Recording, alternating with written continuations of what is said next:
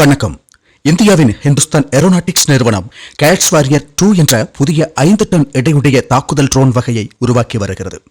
2500 kilometre range உள்ளதாகவும் 1200 kilogram ஆயுத சுமைத்திறன் கொண்டதாகவும் இருக்கும் இந்த கனரக தாக்குதல் ட்ரோனின் முதல் பரிசோதனை 2028 நடக்கும் என்று எதிர்பார்க்கப்படுகிறது. இந்திய விமானப்படை நவம்பர் 12 முதல் 14 வரை வடக்கு பகுதியில் ஒரு சிறப்பு பயிற்சியை நடத்த உள்ளது. இந்த பயிற்சி தொடர்பான அதிகாரப்பூர்வ அறிவிப்பு இந்திய அரசால் வெளியிடப்பட்டுள்ளது. சிக்கன் நெக் பகுதியில் பாதுகாப்பை வலுப்படுத்தும் நோக்கில் இந்திய ராணுவம் வங்கதேச எல்லையில் 3 புதிய காவல்படை தளங்களை அமைத்துள்ளது. பாகிஸ்தான் கடற்படையின் வழிகாட்டப்பட்ட ஏவுகணை ஃப்ரிகேட் கப்பலான PNS சைஃப் 4 நாட்கள் நல்லிணக்க பயணத்திற்காக வங்கதேசத்தின் சிட்டகாங் துறைமுகத்திற்கு சென்று சேர்ந்துள்ளது. இத்தாலிய பாதுகாப்புத்துறை நிறுவனமான லியோனார்டோஸ் 533 மில்லிமீட்டர் பிளாக் ஷார்க் கனரக டார்பிடோக்களை இந்தியாவில் உள்நாட்டு உற்பத்தி செய்வதற்கான ஒரு இந்திய கூட்டு நிறுவன துணையை தீவிரமாக தேடி வருகிறது. பிலிப்பைன்ஸ் மரைன் கார்ப்ஸ் தமது 75வது ஆண்டு விழாவின் போது முதலாவது பிரம்மோஸ் மேல்வக கப்பல் எதிர்ப்பு ஏவுகணை பேட்டரியை பொதுமக்களுக்கு வெளிப்படுத்தியுள்ளது.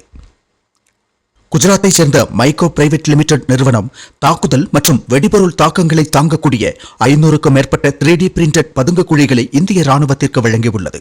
அவை லடாக் முதல் ராஜஸ்தான் வரை பல இடங்களில் நிலைநிறுத்தப்பட்டுள்ளன.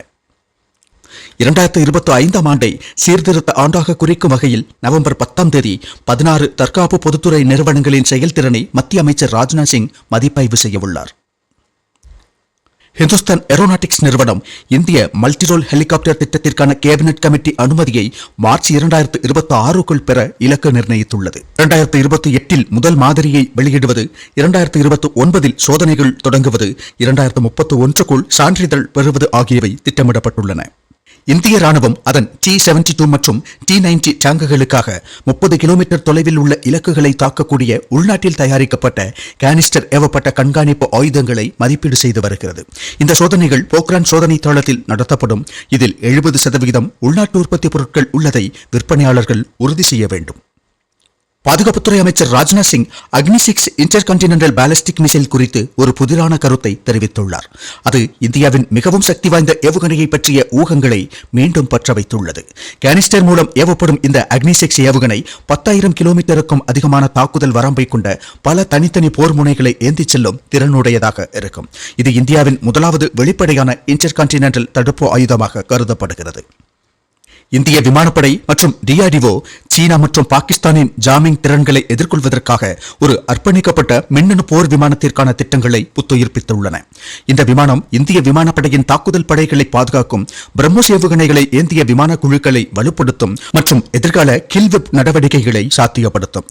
அதற்கு முன்னதாக Su-30 போர் விமானங்களை அமெரிக்காவின் EA-18G கிரவுலர் போன்ற மின்னணு போர் வகைக்கு மாற்றும் கருத்துக்கள் தடைபட்டிருந்தன.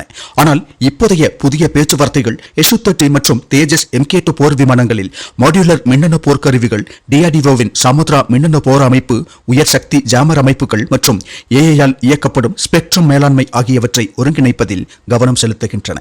இந்திய விமானப்படை குரூஸ் ஏவுகணைகளுக்கு குறைந்த செலவு மாற்றாக பினாகா மாக் 4 வழிகாட்டப்பட்ட ஏவுகணையின் வான்வழி ஏவப்படும் பதிப்பை திட்டமிட்டு வருகிறது. விமானத்தில் இருந்து ஏவப்படும் இந்த பதிப்பு ஒரு யூனிட்டிற்கு 5 கோடி ரூபாய்க்கும் குறைவாகவே செலவாகும். ஒரு பிரம்மோஸ் ஏவுகணையின் 40 கோடி ரூபாய் செலவுடன் ஒப்பிடும்போது இது மிகவும் குறைவானதாகும். இந்த செலவு குறைப்பு எதிரியின் உயர் மதிப்புள்ள இலக்குகளின் மீது ஆழமான தாக்குதல் நடவடிக்கைகளை குறைந்த செலவில் மேற்கொள்ள இந்திய விமானப்படைக்கு உதவும்.